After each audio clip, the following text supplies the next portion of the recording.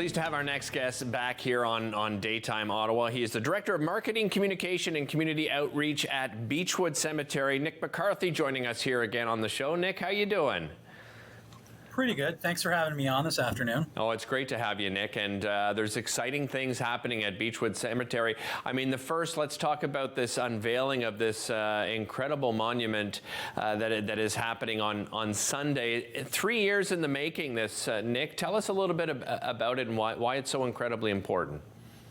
So this monument is called the Amicitia France-Canada Monument, and we started the fundraising just before COVID hit, and we were able to raise our funds, and we were able to build this really incredible monument that salutes not only the 90-year diplomatic relationship, but the 500-year cultural relationship between Canada and France, right?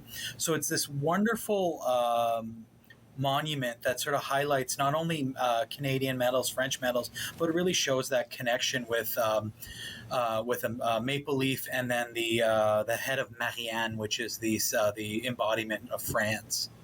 Tell me a little bit more about that relationship, Nick, and why that relationship is so important to be celebrating and to be dedicating a monument to it. Well, so it really sort of happened organically, grassroots. We kept having these wonderful Remembrance Day ceremonies the weekend before Remembrance Day, where the French community would come to Beechwood, specifically in the military section, and sort of honor the sacrifice of Canadian soldiers, honor the sacrifice of French soldiers, and honor that relationship. So organically, over the last few years, we've developed the idea to have this wonderful monument. And it's a lot of people's heritage, right? There's 4,000 families that arrived in the 1500s, my family included, on my French side. And it really sort of shows the progression of the ties between the two countries. For those that aren't aware, let's talk about why Beechwood is the perfect place for a monument like this, Nick. So we have several French soldiers buried at Beechwood, and a lot more Légion d'honneur winners as well. But the location we chose is in between the veteran section, which is really the section that embodies World War I, World War II, so that liberation of Europe. And then behind the monument is the modern military section. And when we think of modern military, we think of all these operations that we did jointly with the French and jointly with different allied nations across the country. But it really is that embodiment of both the old and the new, and the present and the future. So it's really a wonderful place. Nick, and this is the first of its kind, isn't it, this particular monument?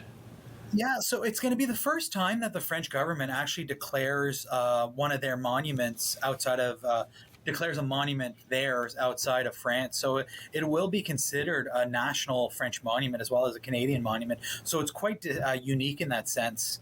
And the most unique feature is the first two flags. I was telling you about this earlier, but the first two flags are flags that were flown at Juno Beach, that the Juno Beach Center donated to us. So it'll be this wonderful moment where the beach we fought for, the beach that a lot of our family members fought, died, were injured on, and really that bridgehead to liberation.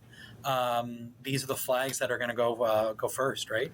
Nick, is this open to the public, and what are the details of the ceremony itself?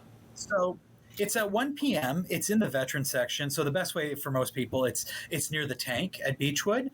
And all are welcome to attend. We're expecting a really wonderful group of people, a large turnout, because it's 2 years, it's 3 years in the making.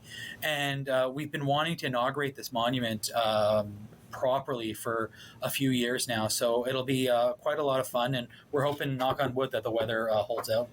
Well, and you're going to be honoring another group as well following that, I believe, on the Monday, Nick, and that is the contributions of Latin Americans to World War I and World War II. Tell us a little bit about that. Yeah, so little known fact that there was a lot of people born in Latin America, immigrated to Canada during both World Wars, and put on a Canadian uniform and then went to Europe to fight. And so this was essentially forgotten in Canadian history. Even when you look at official histories, there's never any mention of the contribution of Latin Americans.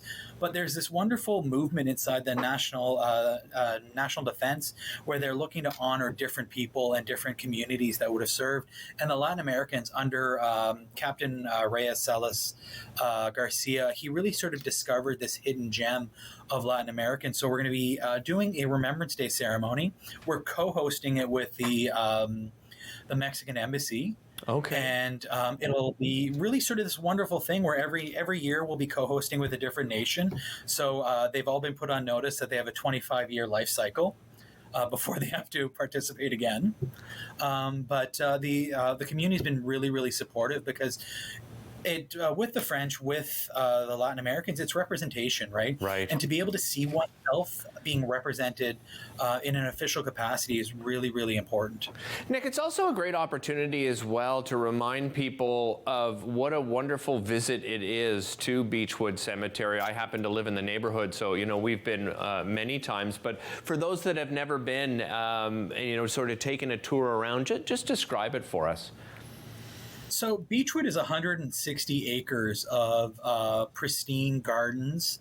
We are a cemetery, but we're the National Military Cemetery. We're the National Cemetery Canada. We have plaques all over the cemetery that sort of tell the story of different Canadians and different people that would have contributed to Canadian society. We do about 3 of these plaques a year, but really this weekend would be the time to come see the leaves, the trees changing. It's everyone's talking about how it's the best it's been in about 40 years with the changing leaves. So people can come and they can walk around. They can join a tour at the end of the month, at the last Sunday of every month, free tour.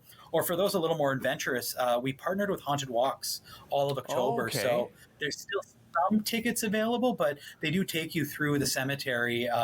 Definitely go take a look at Haunted Walks for that. Well, they'll take you through the cemetery and tell you sort of different stories of the people buried here and the ghosts that haunt downtown Ottawa, if you will.